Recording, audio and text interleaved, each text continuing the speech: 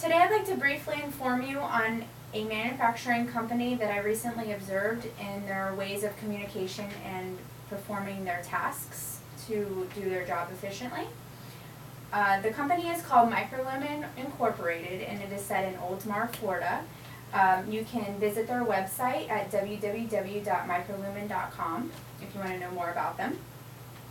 I chose a specific department within the company. There are several departments, but I chose this one because it is the largest group of people, and that would be inspection.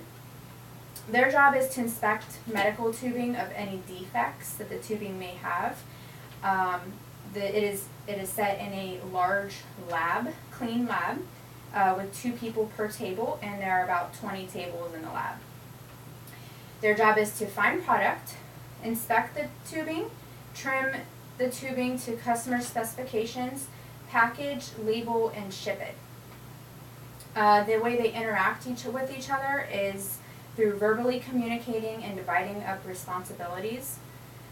The way they depend on each other would be to work in different stages of the process to get it done on time, because it's better to divide the process up rather than have one person do it, within a week. You can get it done in 2 days.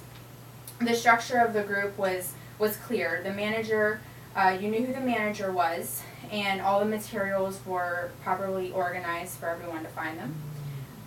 The goals of the group seemed to, get the orders completed on time by a specific date. The unity seemed very established. The group is a very social one. It seems like they've built relationships and have respect for each other, and work as a team. The way I could have improved scientific accuracy was probably asking more questions instead of just observing. I also could have divided members of the group into new employees versus employees who had been there for 12 plus years, because they are on different levels of communication with each other. The questions that I had were, how long does it take to train a new employee?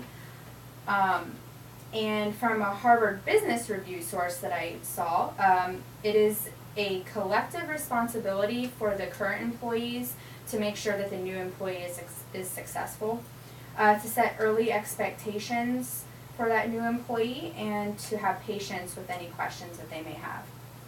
A second question that I had was about gossiping within the group. I noticed there was some gossiping going on, and I think I got a source from Human Resources article from MRSC online, and they say that communication and expectations from management is very important, having meetings and maybe even addressing it within the 90-day review or yearly evaluation.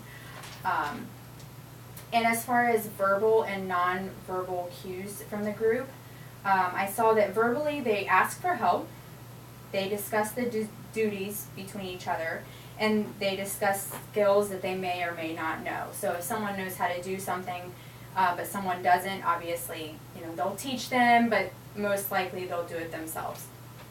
As far as management goes, they notify techs on shipments that are due that week, so they're on time. They also label the expectations of techs to have personal responsibility over their tasks.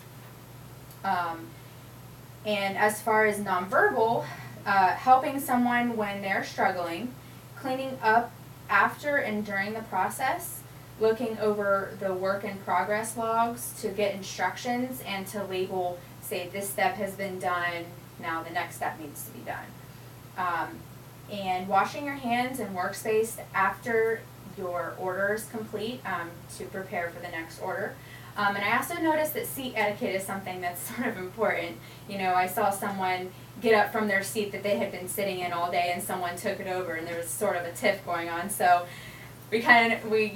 non-verbally, you just don't take each other's seats. But and in conclusion, the group seemed to have an agreement on how they would work together most efficiently. It seemed well established, and I learned that Microlumen may not be perfect, but they are continually working on their communication to work as a team. Thank you.